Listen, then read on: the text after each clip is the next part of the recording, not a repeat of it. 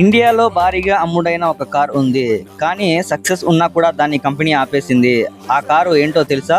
2000 సంవత్సరం ఆ ప్రాంతంలో ఇండియాలో లాంచ్ అయ్యింది ఈ ఎంపీవీ కారు. దాన్ని తయారు చేసింది టయోటా. ఈ ఫ్యామిలీ మరియు ట్యాక్సీ యూజ్ కోసం డిజైన్ చేసిన కారు. క్వాలిస్ భారీ సక్సెస్ అయ్యింది.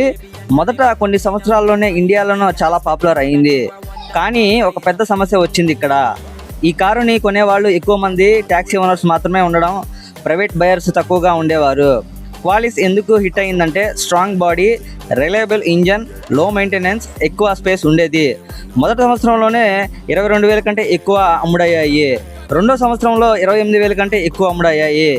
ఇంత సక్సెస్ ఉన్నా కూడా 2024లో టయోటా క్వాలిస్ని డిస్కంటిన్యూ చేసింది. అందరూ షాక్ అయ్యారు.